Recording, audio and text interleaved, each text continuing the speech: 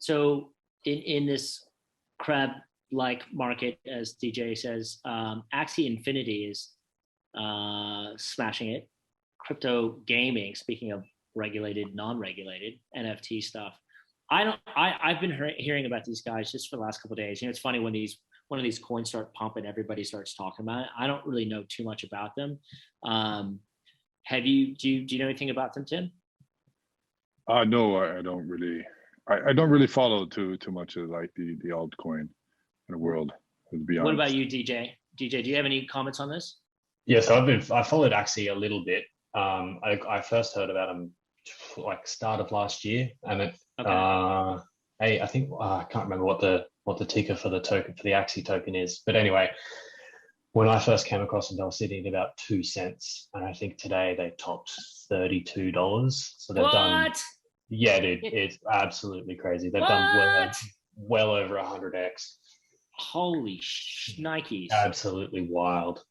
But I think the most important part to this whole story is people in developing nations and poorer nations are starting to be able to earn wages from playing these games, which is just crazy.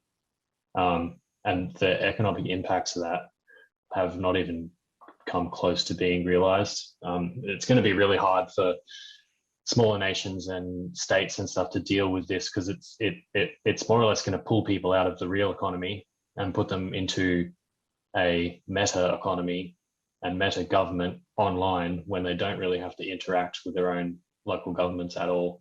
And it's going to be a really hard thing to deal with, I think, in time, because these types of games and these types of play to earn mechanisms and stuff are only going to become more popular. I mean, this is only one game, and the scope for gaming in crypto is gigantic, and it's going to explode. I think it's going to cause a lot of problems, but it's really exciting. There's a shitload of upside there for people who want to explore it. Is it gaming or gambling? Is it like Oh yeah, it's a bit of both. I mean, I saw a video today of somebody filming in a room of people just playing like 30 Axie Infinity games on one screen at a time, with 20 or 30 screens in the room, all cycling through this Axie Infinity stuff. So they're not actually playing the game; they're just farming it to earn income. But I mean, that's sort of inevitable. That's been happening for ages in other non-blockchain related games. People selling RuneScape gold or World of Warcraft gold. There's nothing new there. I mean, at the moment, people in Venezuela earn a better living farming gold in RuneScape than they do working an actual job. The only difference is blockchain stuff sort of legitimizes it a little bit, and it's all stored on a ledger, so you can keep track of it a bit easier. That's crazy. So where you say poor economies are emerging markets, like where are these primarily? You said Venezuela. Where else is this taking place? So it's pretty big in Venezuela just because of their hyperinflation and their shitty market at the moment. But they're not necessarily a developing economy.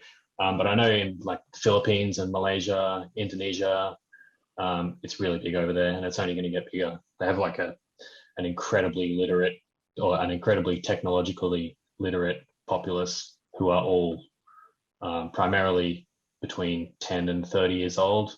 That's where the biggest age distribution band is. So that group's only going to grow.